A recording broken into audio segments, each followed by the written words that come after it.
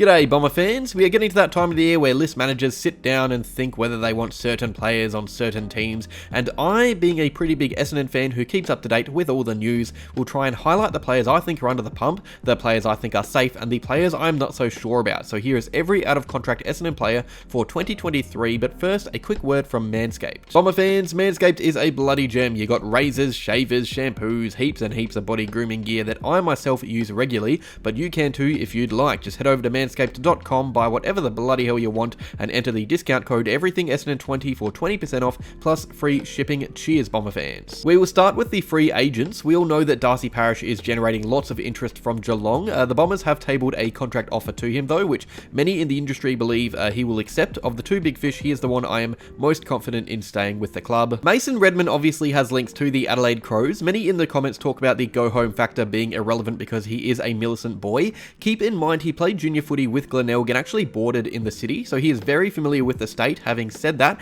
Cal Toomey, the bomber man in the industry, is confident he will stay. I hope he is correct. Anthony McDonald-Tipungwuti is the last of our restricted free agents, but in his case it's not an issue. I don't see clubs coming to bid for him at the moment. He's a little out of sorts physically, which was expected going into the year. I do hope he gets another year on the list though, because it's definitely harder for older players to regain form and fitness, but I would love to see a season of him back even close to his electrifying best. We will see though. There's a bit to play out here. It all depends on whether he can get back onto the park again this season, I think. Dyson Heppel is an unrestricted free agent, which means he can do whatever he wants really, but he's a one club player. The guy loves Essendon. If he was going to move, he would have gone last year to Gold Coast. I think the question is whether he will retire or play on for one more season. At the moment, his form suggests he could still play a role, maybe less frequent than the one he is playing now. I guess we will see how that pesky foot holds up for the second half of the year. And onto some out-of-contract players that I expect to earn new contracts. We will start with Jai Menzie, our mid-season recruit from last season. He is a first-team player in that forward line now, still really young as well, so I expect him to earn a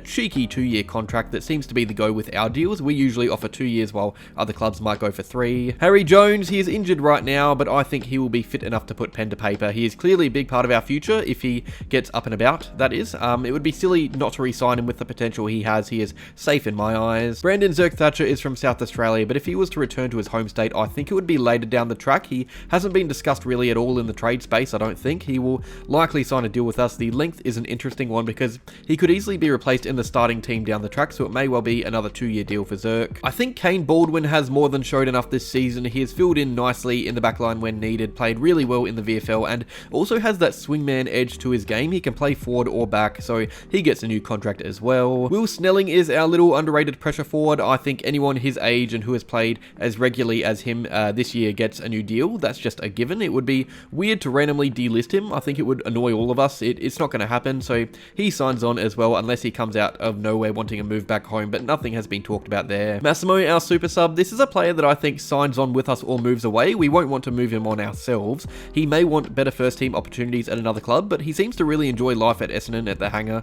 It's always hard to properly gauge though. If a club wanting outside class comes knocking, he would be silly not to listen, just for more opportunities really. And the last of the players I think destined to re-sign is Nick Bryan, our ruck who has been incredible in the VFL, but unfortunately not getting consistent game time for the senior team. So like Massimo, I would say this is a deal that relies mostly on whether or not Bryan wants to stay. He has had clubs come knocking in the past. He can get more senior opportunities elsewhere, so hopefully he enjoys the culture of the club enough to stay for another year or so. And now we have some players that either never played a game for us or that I think are under significant pressure come contract negotiation season, starting with Pat Voss, who I see being re-signed. I think he has shown enough in the VFL to warrant a new deal. He is still young. He is a key forward, a role harder to break into. He has played 2 seasons of nothing but VFL though, so it's always that second year when players will start to stress. Key position a bit different though, so I think he's safe. Brett Montgomery, like Pat Voss, is performing well in the VFL each week without getting game time in the AFL. I think we see him signed on just for that reason. It's always tough though when you get this far into a season because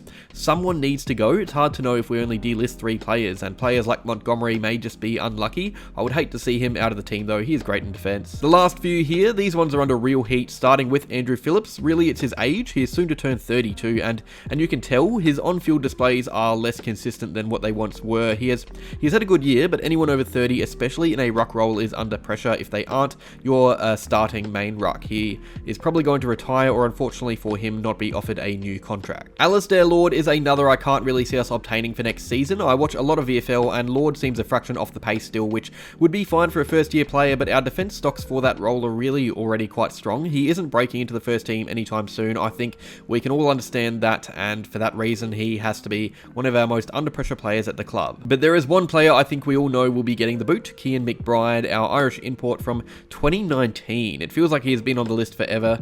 Things just haven't worked out for him. We actually got an AFL exemption to keep him on our list, on our squad, a year past the usual cutoff date for Category B rookies, but that tells you all you need to know. We got this exemption, and since then, he hasn't even been remotely close to AFL level. I don't think we will use a regular list spot on him. I'm confident we will see him delisted. Also, real quick, I just want to mention Jaden Hunter. I think he has a contract till 2024. I forgot about him when making this video, so I could well be wrong because I haven't done initial research, but he obviously has a stress fracture, which is really disappointing because he looked the goods in the VFL, so I'll just highlight him in case I am wrong about the length of his contract and he is under pressure. So those are all the out-of-contract players at Essendon, I believe. Let me know if I've missed someone. I definitely could have.